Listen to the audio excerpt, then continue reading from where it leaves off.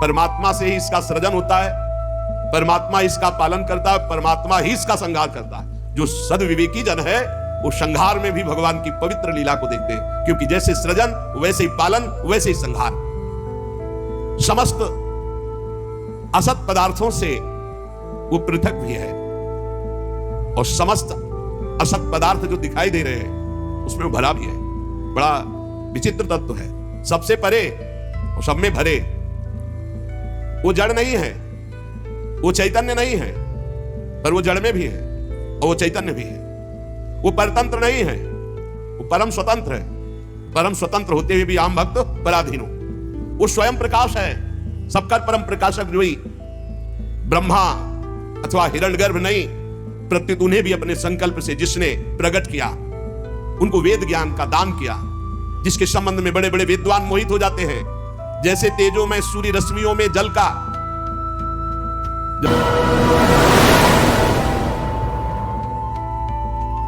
आप लोग आदर पूर्वक इस भगवत कथा अमृत का पान कीजिए।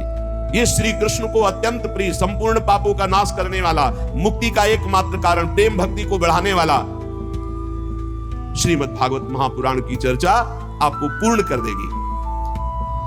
जिसके कानों में थोड़ी देर भी भागवत की चर्चा पड़ गई है तो यमराज जी कहते हैं यमदूतों से कि भूल कर उनके पास मत चले जाना, जिनके कानों में सुख शास्त्र श्रीमद् भागवत की थोड़ी भी चर्चा पड़ गई है। मेरी शक्ति नहीं है कि भगवत चर्चा सुनने वालों को मैं दंड दे सकूं। इसलिए सबसे प्रार्थना है, असारे संसारे विषय विष संगा कुलधिया क्षणार्धम क्षेमार्थम पीवत सुख गाथा तुलसुधाम। ये संसार असार है। असार माने कुछ भी इकट्ठा कर लो, जब यहां से जाओगे तो कुछ साथ नहीं जाएगा, शरीर भी नहीं, तो सार क्या हाथ लगा। बोले विषय रूप विष की आसक्ति के कारण व्याकुल होकर हे बुद्धिमानों अपने जीवन को व्यर्थ नष्ट मत करो। अरे कुछ ही क्षण, एक घड़ी आधी में पुण्याद क्षणार्धम क्षेमार्थम पीवत सुख गाथा तुलसुधाम। थोड़ी देर बैठकर चैन से भगवान का नाम जप लो, थोड़ी देर भगवान की चर्चा कर लो, यही सार है। इस कथामृत का पान करो। भाइयों, ये निंदित प्रपंच की वार्ता करके अपने हृदय को मलिन करके क्यों भटक रहे हो? जब भगवान की चर्चा कान में जाती है तो सब वासनाओं का नाश करके भगवत भक्ति मुक्ति इसको प्रकाशित करती है। जिसके गले से, कंठ से भगवान की चर्चा का संबंध, जिसके कानों से भगवान की चर्चा का संबंध, उसका वैकुंठ से संबंध हो जाता है। शौनक जी, मैंने अनेक शास्त्रों को पढ़ा है, गोप रहस्य देखा है, सिद्धांतों का निचोड़ किया है। सबका सार यही निकला है कि जिसका चित्त भगवान की लीला कथा में लगा है वो निश्चित भगवत प्राप्त हो जाता है।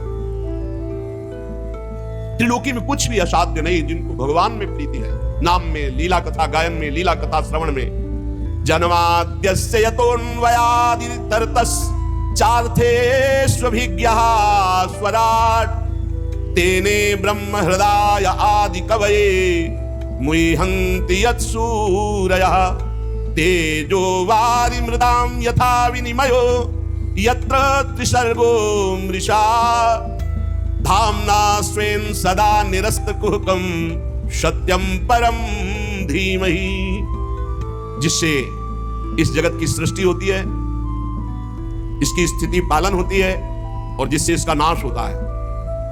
ध्यान रखो, परमात्मा से ही इसका सृजन होता है, परमात्मा इसका पालन करता है, परमात्मा ही इसका संहार करता है। जो सद्विवेकी जन है वो संहार में भी भगवान की पवित्र लीला को देखते हैं, क्योंकि जैसे सृजन वैसे ही पालन वैसे ही संहार।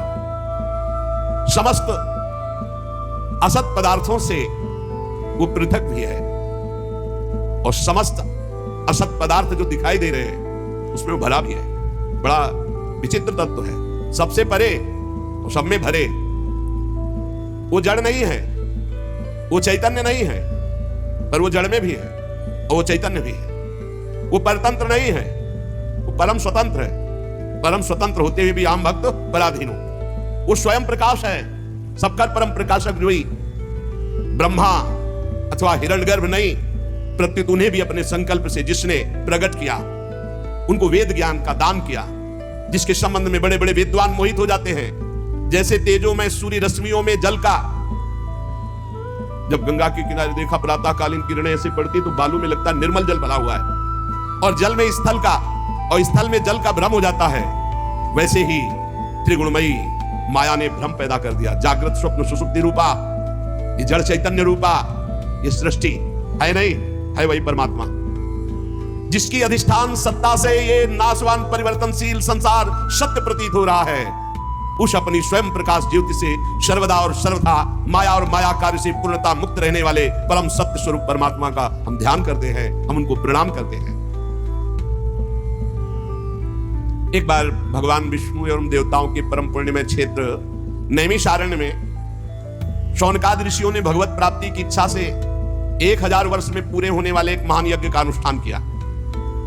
एक दिन उन लोगों ने प्रातःकाल अग्निहोत्र आदि नित्य कृत्यों से निवृत्त होकर सूत जी का पूजन किया और उन्हें ऊंचे आसन पर बैठाकर बड़े आदर से प्रश्न किया। ये सूत जी उनके पुत्र उग्रश्रवा हैं। पहले वाले सूत जी का नाम रोमहर्षण था। तो महाभारत प्रसंग में उसके बाद इसकी रचना हुई, तो अब इसके प्रवक्ता हैं उग्रश्रवा।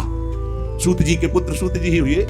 रोमहर्षण जी को तो बलराम जी ने कृपा करके परम पद पहुंचा दिया था। जब बलराम जी तीर्थ यात्रा करते हुए गए तो आप सिंहासन पे विराजमान चर्चा कर रहे थे, तो उनका तुम्हें धर्म का ज्ञान है कि महापुरुषों के आने पर उठकर खड़े होना चाहिए। तुम दूसरों को उपदेश करते हो, जब तुम्हें इतना ज्ञान है और उसका पालन नहीं कर रहे हो तो इसका मतलब है तुम दंड के अधिकारी। तो ऐसे कुशा उठाया। अब ऋषियों ने कहा हमने तो मंत्र बल से इनको आशीष दिया था कि जब तक हमारी यज्ञ होगी तब तक ये पधारेंगे नहीं। आपने तो आपका तो हो गया, कौजिला दें। तो कहा आपका भी संकल्प व्यर्थ नहीं होना चाहिए और हमारा भी संकल्प। तो उनका पिता ही पुत्र रूप में अवतरित होता है। चलो, तो बिना पढ़े सब कुछ उग्रश्रवा जी के हृदय में, जो सूत जी के हृदय में था, वो सब जागृत हो गया। तो ऋषियों ने नित्य अपना प्रातःकालीन कर्म करके सूत जी का पूजन करके ऊंचे आसन पर बैठाकर प्रश्न किया। ऋषियों ने कहा सूत जी आप निष्पाप हैं, आपको समस्त इतिहास पुराण धर्म शास्त्र सिद्धांत सब का ज्ञान है। वेद वेत्ताओं में श्रेष्ठ भगवान बादरायण ने, श्री कृष्ण देव व्यासदेव जी ने भगवान के सगुण निर्गुण रूप को जानने वाले दूसरे मुनियों ने जो कुछ जाना है वो सब आपको ज्ञान है। आपको सब ज्ञान, जितना ऋषि मुनियों को सबको ज्ञान, जो रचना सब कुछ आपको ज्ञान है। और आप बड़े सरल हृदय के हैं, शुद्ध हैं। इसी से अनुग्रह रूप आपके अंदर यह ज्ञान आया, कृपा से। गुरुजन अपने प्रेमी शिष्य को अपने हृदय की गुप्त से गुप्त बात बता दिया करते हैं। आयुष्मान, आप कृपा करके बतलाइए कि सब शास्त्रों, पुराणों, गुरुजनों, सिद्धांतों, उपदेशों में कौन सा ऐसा सरल साधन है जिससे कलयुगी जीव भगवत प्राप्ति कर ले। आपको सब ज्ञान है, आप संत समाज के भूषण हैं। इस कलयुग में प्रायः लोगों की आयु कम हो गई है, साधन करने में लोगों की रुचि और प्रवृत्ति भी नहीं है, लोग आलसी हो गए हैं, भाग्यमंद है, समझ थोड़ी है, आयु थोड़ी है, बड़े विघ्न बाधाओं से भरे पड़े हैं और शास्त्र इतने हैं कि बुद्धि पवित्र हो तब तो पढ़ के निर्णय करें। तो इसलिए महाराज आप सबका निर्णय करके बता दो कि कलयुगी प्राणी को भगवत प्राप्ति के लिए कौन सा सरल साधन है, कैसे अंतःकरण शुद्ध हो और वो भगवान को प्राप्त हो। प्यारे सूत जी, आपका कल्याण हो। आप तो जानते हैं कि यदुवंशियों के रक्षक भक्तवत्सल भगवान श्री कृष्ण वसुदेव जी की धर्मपत्नी देवकी के गर्भ से प्रकट हुए थे। तो क्या कारण, क्या इच्छा, भगवान के अवतीर्ण होने का रहस्य क्या था, उसे हम सुनना चाहते हैं। आप कृपा करके बताइए।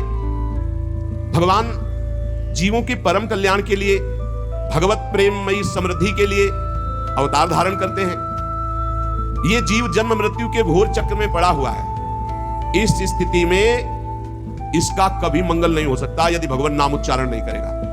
पक्का समझ लो। आपन्नः संस्कृतिं घोराम यन्नामो विवशो गृणन् ततः सद्यो विमुच्येत यद विभेति स्वयं भयम। बहुत जोर की बात है। आपन्नः संस्कृतिं घोरा, बार बार जन्म, बार बार मरण, बार बार कर्म के फंदे में फंसा हुआ जीव, ये जब तक भगवान का नाम जप नहीं करेगा तब तक मुक्त होने वाला नहीं। बस नोट कर लो दिमाग में बात। ये बचपन से लेके अभी तक सब शास्त्रों का, सब गुरुजनों का, महंतों का, महापुरुषों का।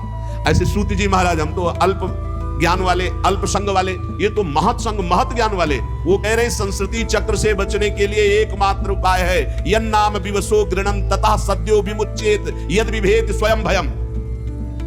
यदि जीव को यह सौभाग्य मिल जाए भगवान के मंगलमय नाम जप का, तो नाम जप से उसकी बहुत जल्दी मुक्ति हो जाती, क्योंकि भय भी भगवान से डरता है। ऐसे भगवान का जो नाम जप करता है वह भय हो जाता है। सूत जी परम विरक्त, परम शांत मुनिजन भगवान के श्री चरणों की शरण में रहते हैं अतः उनके स्पर्श मात्र से संसार के जीव पवित्र हो जाते हैं। जो संत जन नाम जप करते हैं, भगवान के शरणागत हैं, उनके दर्शन स्पर्श से जीव के पाप नष्ट हो जाते हैं। इधर गंगा जी के जल का बहुत दिनों तक सेवन किया जाए नियम पूर्वक, तब कहीं गंगा जी पवित्रता प्रदान करती है। पर भगवान के भक्त जो नाम जप करते हैं, लीला चरित्र गायन करते हैं, उनके मुख से लीला सुनना, उनके दर्शन, उनके तत्काल गंगा पापम शशितापम दैन्यम कल्पतरुष तथा पापम तापम तथा दैन्यम हरति साधु समागमा। भगवान का कलिमलहारी पवित्र यश भला कौन ऐसा आत्मशुद्धि वाला इच्छा वाला होगा जो श्रवण न करे। वो लीला से अवतार धारण करते हैं, बड़े बड़े महात्मा जन उनके लीला चरित्रों का गायन श्रवण करते हैं। हम बड़े श्रद्धालु हैं और आपके श्रीमुख से सुनना चाहते हैं। बुद्धिमान सूत जी, सर्वसमर्थ प्रभु अपनी योग माया से स्वच्छंद लीला करते हैं। अब हम श्री हरि के मंगलमयी अवतार कथाओं का श्रवण करना चाहते हैं। पुण्य कीर्ति भगवान श्री हरि की लीला सुनने से हमें कभी तृप्ति नहीं हो सकती, क्योंकि पद पद पर ऐसा आनंद आता है भगवत चरित्र सुनने में, नया नया रस का अनुभव होता है कि कभी तृप्ति नहीं होती। भगवान श्री कृष्ण अपने को छिपाए हुए इस लोक में ऐसी चेष्टा की कि सहसा कोई जान ही ना पावे कि ये भगवान है, मानो मनुष्य हो। परंतु कितना भी हो, ऐसी लीलाएं तो हुई हैं बलराम जी के साथ प्रभु श्री कृष्ण की, जो केवल भगवान कर सकते हैं, दूसरा नहीं कर सकता। कलयुग है, हम लोग दीर्घकालीन सत्र का संकल्प लेकर बैठे हैं। बढ़िया अवकाश है, और आप कथा सुनाने वाले हो, हम सब 88,000 ऋषि सुनने वाले। इसलिए मानो किसी को बहुत बड़ी दरिया से पार जाने के लिए नौका और कर्णधार मिल जाए, ऐसे आप मिल गए सूत जी। अब आप भगवान की परम पवित्र चर्चा सुनाइए, लीला चरित्र सुनाइए। श्री व्यास जी कहते हैं, शौनकादि ब्रह्मवादी ऋषियों के ये प्रश्न करने पर रोमहर्षण के पुत्र उग्रश्रवा को बड़ा ही आनंद हुआ। उन्होंने ऋषियों के इस मंगल में प्रश्न का अभिनंदन करते हुए उग्रश्रवा सूत जी बोले। ये उस समय की बात है जब सुखदेव जी महाराज प्रकट होकर, अभी कोई संस्कार नहीं हुआ, लौकिक वैदिक कोई अनुष्ठान नहीं हुआ, बस जन्म हुआ और चल दिए। पिताजी भगवान व्यास देव जी पीछे पीछे पुकार रहे, हा बेटा हा बेटा, पर ये मुड़ के भी नहीं देखे। तो वृक्षों से उत्तर निकला, सुकोहम सुकोहम सर्वभूत हृदयम, समस्त भूतों के हृदय में विराजमान भगवान सुखदेव जी। ऐसे महामहिम पहले श्री सुखदेव जी को हम नमस्कार करते हैं। ये श्रीमद् भागवत अत्यंत गोपनीय रहस्यात्मक पुराण है। ये भगवत स्वरूप का अनुभव कराने वाला, इस समस्त वेदों का सार। संसार में फंसे हुए जो लोग घोर अज्ञान अंधकार के पार जाना चाहते हैं, उनको जरूर सुनना चाहिए। बड़ी करुणा है मुनियों की, जो हमारे लिए भगवत प्राप्ति का मार्ग प्रशस्त किया है। श्री सुखदेव जी को नमस्कार, श्रीमद् भागवत को नमस्कार। नारायणम नमस्कृत्य नरम चैव नरोत्तमम देवीं सरस्वतीं व्यासं ततो जयमुदीरयेत्। मनुष्यों में सर्वश्रेष्ठ भगवान के अवतार नर नारायण ऋषियों को नमस्कार। बुद्धि प्रदान करने वाली देवी सरस्वती को नमस्कार। रचयिता भगवान व्यास देव जी को नमस्कार। अपने अंतःकरण पर विजय प्राप्त करके भगवत प्रेम प्राप्ति के लिए हम इस महापुराण की चर्चा करते हैं। ऋषियों, आपने संपूर्ण विश्व के कल्याण के लिए बड़ा सुंदर प्रश्न किया है, क्योंकि यह प्रश्न श्री कृष्ण के संबंध में है, और इससे भली भांति अंतःकरण शुद्ध हो जाएगा और भगवत प्राप्ति हो जाएगी। मनुष्यों के लिए सर्वश्रेष्ठ धर्म वही है जिससे भगवान श्री कृष्ण की भक्ति प्राप्त हो जाए। भक्ति भी ऐसी जिसमें किसी प्रकार की कामना न हो। ये समस्त धर्मों के दान पुण्य तीर्थ अवगाहन सब साधनों का फल है कि भगवान श्री कृष्ण श्री हरि में भक्ति हो जाए। अहेतुक्य अप्रतिहता यजात्मा संप्रसिद्धति सा वै पुंसाम परो धर्मो यतो भक्ति अधोक्षते। सब धर्मों का श्रेष्ठ फल यही है, भगवान श्री कृष्ण में भक्ति हो जाए। भक्ति भी कैसी है? अहेतुकी, अबाध भक्ति, कोई हेतु कोई कामना नहीं, अबाध नित्य निरंतर। ऐसी भक्ति में हृदय आनंद से लबालब भर जाता है, और उसी समय परमात्मा का साक्षात्कार होता है। अखंड प्रसन्नता में भगवान का साक्षात्कार होता है। भगवान श्री कृष्ण में भक्ति होते ही, चित्त जोड़ते ही अद्भुत ज्ञान प्रकाशित हो जाता है। पढ़ा लिखा ज्ञान नहीं, ये स्वयं प्रकाशित होता है। वासुदेवे भगवती भक्ति योग प्रयोजितः जनयत्यासु वैराग्यम ज्ञानम च यद हेतुकम।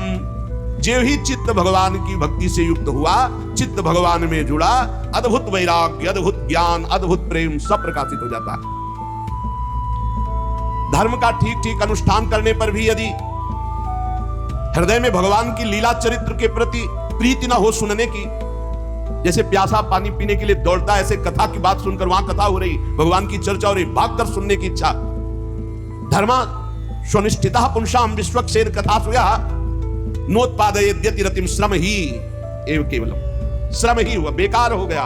खूब धर्मानुष्ठान किया, तीर्थयाटन किया, भगवान की लीला कथा सुनने में रुचि नहीं, तो बोले आपका धर्मानुष्ठान तीर्थयाटन सब व्यर्थ चला गया। श्रम ही केवलम, निराश्रम ही श्रम। धर्मानुष्ठान का फल है भगवान की कथा में प्रीति हो जाना। कथा सुनने में ऐसा हम जी नहीं सकते बिना कथा के। अगर ये हो कि आज कथा सुनने को नहीं मिलेगी तो ऐसा लगे कि आज होगा क्या, हमें सत्संग में नहीं जाने को मिलेगा, कथा सुनने को नहीं मिलेगी, मेरे जीवन का सार फिर क्या। धर्मानुष्ठान तीर्थयाटन सबका फल है कथा में प्रीति हो जाना। अगर भगवत चर्चा में प्रीति नहीं तो बोले श्रम ही श्रम। धर्म का फल आखिरी मोक्ष पदवी, उसकी सार्थकता अर्थ प्राप्ति में नहीं है। अर्थ का फल, रुपये का फल धर्मानुष्ठान, उसका फल भोग विलासिता नहीं है। भोग विलास जीवन यापन के लिए, इंद्रिय तृप्ति के लिए नहीं है। जीवन निर्वाह भगवत प्राप्ति के लिए, तत्व जिज्ञासा के लिए, उसका फल स्वर्ग आदि लोकों के भोग भोगने के लिए नहीं। बहुत सुंदर सिद्धांत वर्णन कर रहे हैं। सब धर्मों का फल है भगवान की भक्ति हो जाए, सब धर्मों का फल है भगवान की कथा सुनने में रुचि हो जाए। यदि नहीं तो श्रम ही श्रम है। जीवन का उद्देश्य तत्व प्राप्ति, तत्वबोध, भगवत प्राप्ति। तत्ववेत्ता लोग ज्ञाता और ज्ञेय के भेद से रहित अखंड अद्वितीय सच्चिदानंद स्वरूप सब में विराजमान है। यह है तत्वबोध, सब में प्रभु विराजमान। कोई उसे ज्ञानी जन ब्रह्म कहते हैं, योगी जन परमात्मा कहते हैं, भक्त जन भगवान कहते हैं, वही एक तत्व है। श्रद्धालु मुनिजन भगवान की पावन चर्चा श्रवण से परमात्मा स्वरूप का अपने आप अनुभव हो जाता है, पक्का पक्का। जैसे जैसे हम भगवत चर्चा सुनते जाते हैं वैसे वैसे हमारा चित्त प्रभु में जुड़ता है। जहां प्रभु में चित्त जुड़ा कि ज्ञान वैराग्य भक्ति तत्वबोध सब आ जाता है, अपने आप आ जाता है। अपने अपने धर्मानुष्ठान का फल है कि हमसे भगवान प्रसन्न हो जाए, हमारा निरंतर नाम जब चलने लगे। इसलिए एकाग्र मन से भक्तवत्सल भगवान का ही नित्य निरंतर श्रवण करो, कीर्तन करो, ध्यान करो, नाम जप करो, यही जीवन का परम लाभ है। कर्मों की गांठ बड़ी कड़ी है। यदनुध्यासिना युक्ता कर्म ग्रंथ निबंधनम छिन्दन्ति कोविदास तस्य को न कुर्यात् कथारति। कर्मों की गांठ बड़ी कठिन है, इसे केवल भगवत चिंतन की तलवार से काटा जाता है। रात दिन अखंड चिंतन, और अखंड चिंतन होता है भगवत चरित्र सुनने से जब हृदय पवित्र होता है। तो कौन ऐसा मनुष्य होगा जो अपने कल्याण की चाह रखता और भगवत लीला कथा सुनने में रुचि न रखे। देखो शौनक जी, जब बहुत काल तक पवित्र तीर्थों का सेवन किया जाता है, बहुत सुंदर सिद्धांत का वर्णन है, तब उसे संत समागम मिलता है। पुण्य पुंज बिन मिले न संता। और जब महापुरुषों की, संत महापुरुषों की सानिध्य में हम अपने सौभाग्य का अनुभव करते हैं तो उनकी बातें सुनने में हमें रुचि हो जाती है। तदनंतर श्रवण की इच्छा, तीर्थ आदि पवित्र साधन, उससे महत सेवा, और महत सेवा से तदनंतर श्रवण की इच्छा। श्यान महत सेवया तो वासुदेवे कथा रुचि। महापुरुषों के, संतों के संग का, उनकी सेवा का क्या फल? भगवान की कथा सुनने में आसक्ति हो जाए। जहां जहां पी की बात सुने खोजत दिन गैनन। फिर कथा में जो रुचि होती है उससे हृदय पवित्र होता है, अशुभ वासनाएं नष्ट होती हैं और हृदय में तड़पन हो जाती है कि अब भगवान को भूलेंगे नहीं, अब इसी जन्म में भगवत प्राप्ति करनी है, और उसके हृदय में भगवान प्रकाशित हो जाते हैं। जब भगवान की चर्चा सुनने का संयोग बनता है तो पाप थर्रा जाते हैं कि अब तो हमारा नाश हो जाएगा। रजोगुण तमोगुण के भाव काम लोभादि शांत हो जाते हैं। चित्त में सतोगुण निर्मल भाव, समस्त आसक्तियां मिट जाती हैं, हृदय आनंद से भर जाता है, भगवान के तत्व का अनुभव अपने आप हो जाता है। हृदय में आत्मस्वरूप भगवान का साक्षात्कार होते ही हृदय की ग्रंथि छिन्न भिन्न, सारे संदेह मिट गए, कर्म बंधन क्षीण, परमानंद। इसलिए बुद्धिमान जन को चाहिए कि भगवान श्री कृष्ण के प्रति प्रेम भक्ति हो। वही प्रेम भक्ति तत्वबोध और परमानंद की प्राप्ति कराती है, और वो भक्ति होती है नाम जप से, भगवत लीला चरित्र श्रवण से।